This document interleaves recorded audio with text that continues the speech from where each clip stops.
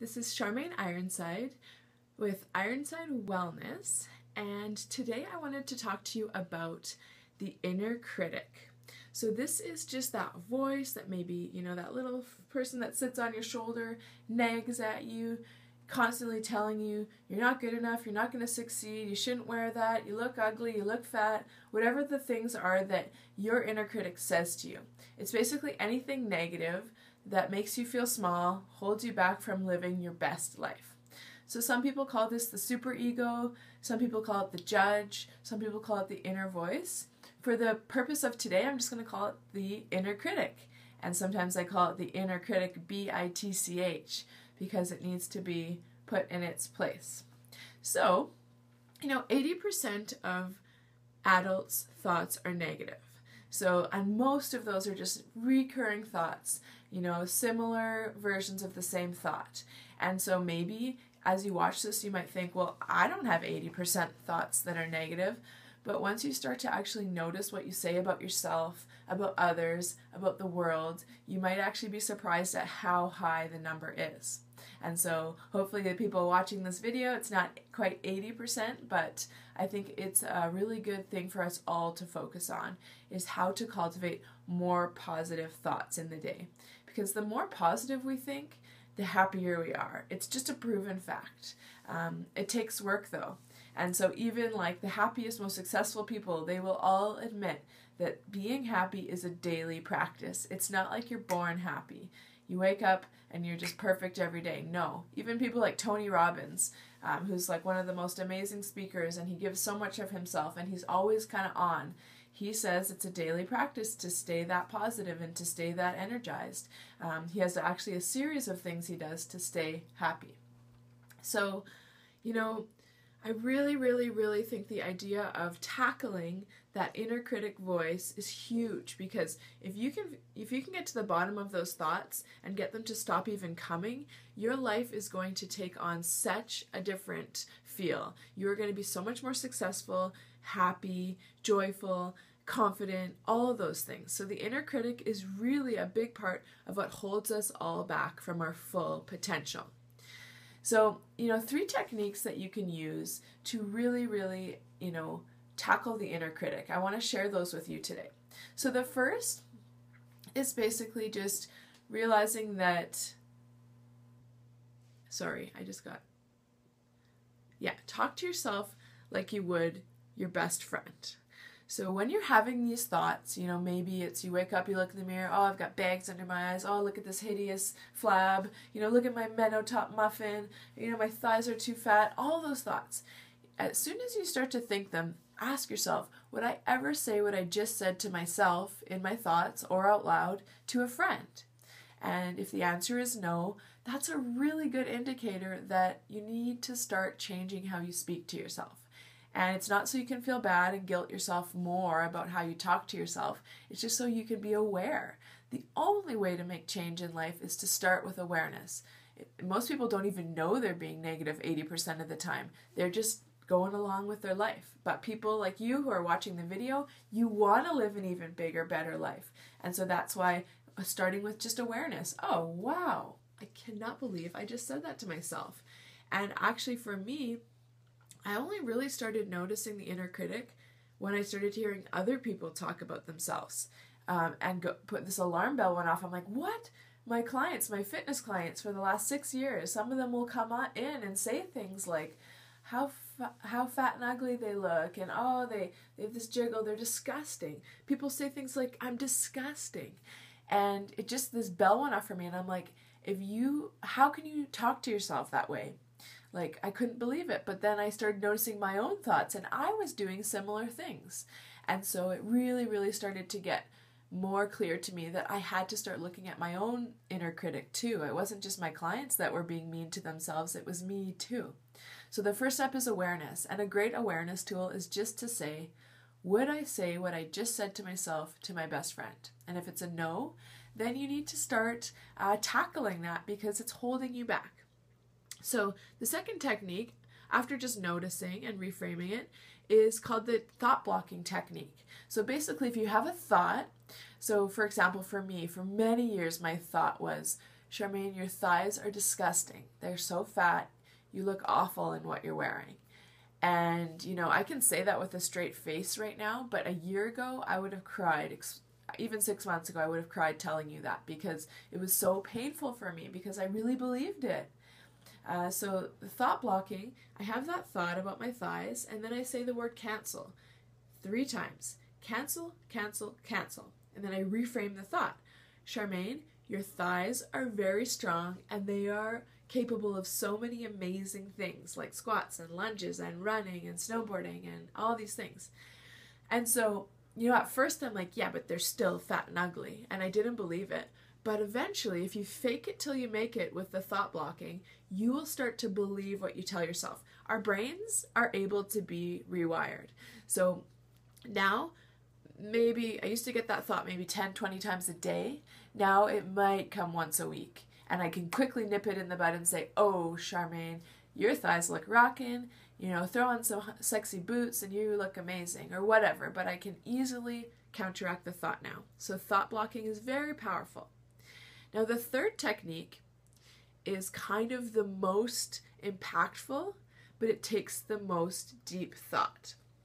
And so the third technique is to actually figure out where that thought came from.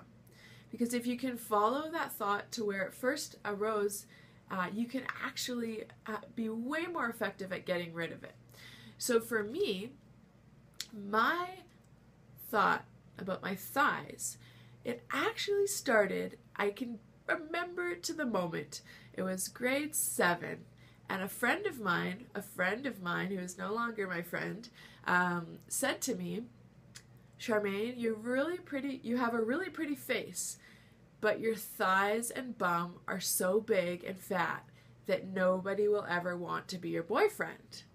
Now, we were 12 and 13 years old, so, you know, I can look back at that now and laugh. But at the time, I remember just shrinking into this little shell of myself and being mortified and embarrassed and truly believing that I would never have a boyfriend unless I changed the size of my thighs. Now, that was 13. I spent the next 20 years trying to change the size of my thighs and wishing I could just chop off bits of them and, you know, cellulite creams, different treatments, cleanses, everything I could try to do to slim my thighs. And guess what? My thighs are just as big or bigger than they've ever been, and I love them now, and I embrace them. And yes, once in a blue moon I'll have a negative thought about them, but I'm really proud of the way I look now. But that didn't happen by working out and dieting. It happened by changing this and realizing my thighs are great. I have the body God gave me, and that's just the way it is. I have strong thighs and they're big, and people tell me I look like a speed skater all the time, and that's okay. It doesn't, you know, it's a neutral thing to me now. I used to be like, fuck you, excuse my language, but now I'm like, okay, thanks for the compliment. So, now, it's very interesting with the superego or the inner critic. So you have a few options. Now, I'll explain with that same example. The first option is to say, screw you, thought, my thighs are awesome. Use the cancel technique. The second option is to say, you know, that little girl at 13 years old who was crushed by her friend telling her that she'd never get a boyfriend if she had fat thighs. It's to go back to that place of pain, and I've done this, and to say, oh, sweetheart, I'm so sorry that that girl said that to you. Let me give you a hug. Let me comfort you. Let me love you. And so this little hurt person inside gets comforted because she never got comforted back then. And then it just starts to weaken. That hold of that thought starts to weaken. You know, you can say anything. You can say to the thought, you can say, thank you for sharing, but you're not serving me anymore. You could be like Arnie style, like, that's a machine gun, and just kill the thought, murder the thought. But it really is effective to try to go back and figure out where the thoughts came from. So just so you guys know, like, I have so many thoughts or that I've worked on over the years, and I just want to quickly share a few of them. Like, I had like 100 negative limiting thoughts, but, you know, a big one for me was you'll only be enough when you accomplish more. And, what did that mean for me in my life? That meant that I pushed myself and I pushed myself and I pushed myself till I burnt out multiple times. My health suffered, my relationship suffered, my connection to myself suffered. And so until I could realize that I am enough just as I am, I always was striving and striving to do better and to do more. And it wasn't a positive thing because I wasn't happy. No matter how much I achieved, I was never happy. And so I had to really look at that thought, and that came from early childhood. My parents, feeling like I had to please them. So the second one is that you can't have dessert because if you do, you'll gain weight and no one will love you. Now that's been a huge thought my whole life. Since I was 11 years old, when I was told at a buffet by my parents that I wasn't allowed dessert, I made that into a mega story about how I was fat and how they didn't love me and how I needed to change and look a certain way. And this little innocuous comment by one of my parents that I wasn't allowed to have dessert, which it might have even been I wasn't allowed seconds. I don't even remember fully the story, but I wound this into this big story about how I had to change, I had to diet, I was never going to be able to eat sweets again until I lost weight. And so it became a really limiting thought for many years. And at around age 25, instead of trying to be better and trying to be the perfect little girl and never eat sweets, I ate every sweet in town and I became the rebel child. And that was also very debilitating because I put on a ton of weight and I felt very bad and my health suffered. And I ate cheesecake because I ate a whole cheesecake at one point because I thought, oh, I get this. This isn't for me. But I was rebelling against a very old story. So not helpful. Another one, your thighs and bum are too big and unsightly. You'll never get a boyfriend. You'll never be successful. You'll never be loved if you don't change those jiggly fat thighs.